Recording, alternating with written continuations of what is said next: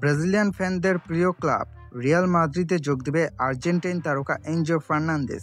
এটা শুনেই হয়তো অনেকেই আকাশ থেকে পড়বেন।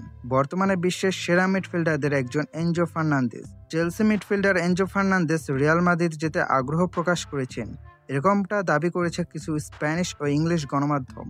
শোনা যাচ্ছে লস ব্ল্যাঙ্কোসরা তার জন্য প্রায় 150 মিলিয়নের একটি বড় অঙ্কের প্রস্তাব প্রস্তুত রেখেছে। জাভি আলোনসোর পরিকল্পনায় এনজোকে গুরুত্বপূর্ণ অংশ হিসেবে ভাবা হচ্ছে। 100% নিশ্চিত রিয়াল মাদ্রিদ এই মৌসুমে একজন মিডফিল্ডার সাইন করবে। ক্লাবের টার্গেটে রয়েছেন 4 জন মিডফিল্ডার। প্রথমেই রয়েছেন ম্যান সিটির রদ্রি, তার ট্রান্সফার ফি প্রায় 100 মিলিয়ন ইউরো, কিন্তু সিটি এই বিডটা বাতিল করে দিয়েছে। লিভারপুলের ম্যাক অ্যালিস্টারের প্রতিও চোখ রয়েছে মাদ্রিদের, তার ট্রান্সফার ফি 100 থেকে 130 মিলিয়ন ইউরো। তবে গণমাধ্যমগুলোর মতে এইটা হওয়ার সম্ভাবনা খুবই ক্ষীণ। তারপরে রয়েছে ইন্টার মিলানের তারকা মিডফিল্ডার নিকোলো বারেল্লা, তার ভিত্তিমূল্য 70 থেকে 80 মিলিয়ন ইউরো। এবং এই লিস্টের সবশেষে সংযোজন হয়েছে এনজো ফার্নান্দেজ।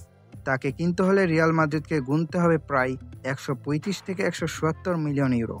এই ডিল বাস্তবায়নের জন্য রদ্রিগো, কামাভিঙ্গা ও ফ্রান গার্সিয়াকেও বিক্রির পরিকল্পনা করা হতে পারে। রিয়াল মাদ্রিদের কোচ জাভি আলোনসো নতুন পরিকল্পনা নিয়ে মৌসুম শুরু করতে চান। সবশেষে সিদ্ধান্ত এখন ক্লাবগুলোর হাতে।